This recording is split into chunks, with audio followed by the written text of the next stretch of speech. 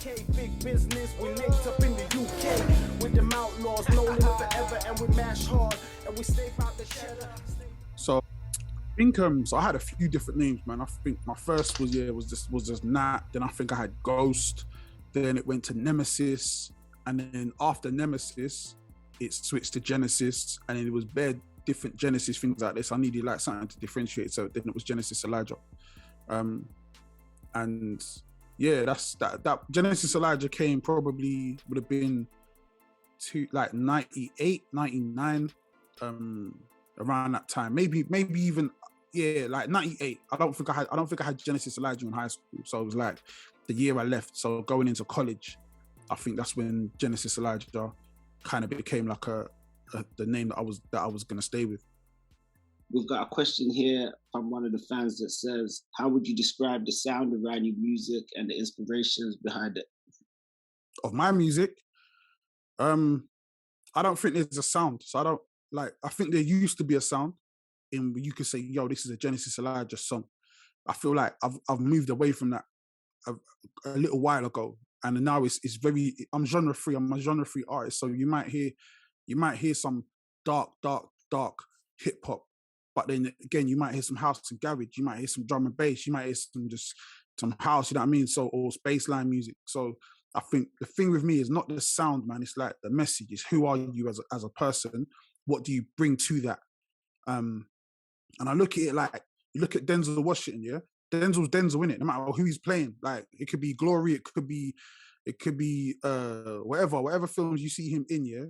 He's gonna, the Equalizer, like, Denzel's Denzel, like he's bringing his thing to that to any right. So to me, that's where it comes as, for an artist.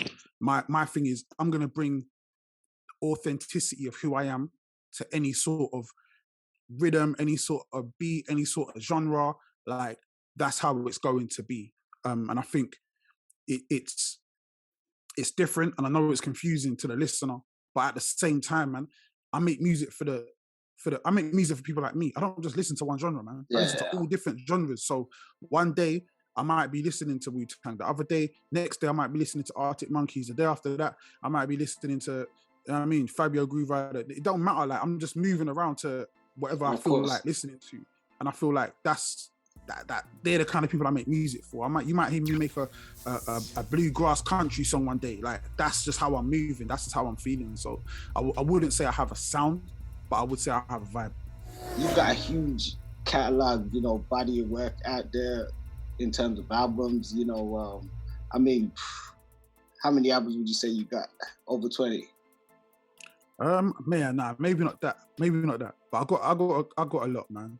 EPs and stuff. Then there's certain things that you've got a whole bunch. I mean, on your Bandcamp, you got a whole plethora of stuff on there. Yeah, you're right, man. So there may be more than 20 on there. So there's a lot of stuff that I've done, but there's even things that like joint projects that I've done that haven't even been released. There's a lot of stuff I've done for other labels, as far as like catalogs that people will never really hear unless you really search for it. So there's a lot of music that I've done that ain't even accessible to everybody. But I try to stay prolific in what I do as far as music. I try to stay busy. I try to stay working.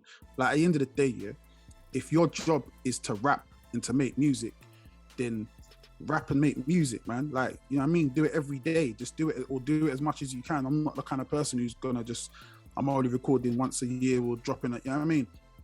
I'm not Jay-Z. Jay-Z can afford to do that. Jay-Z can afford to record when he wants to record. I'm not there yet. So for me, I'm trying to do as much as I can. It's also for legacy as well.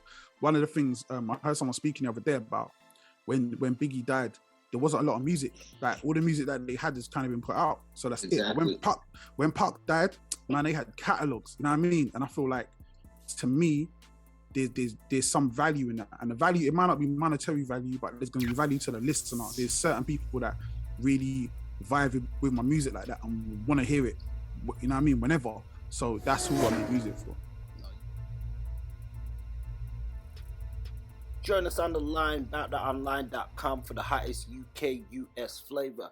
Don't forget to like, share, subscribe, and hit that notification bell to be updated on new drops and content.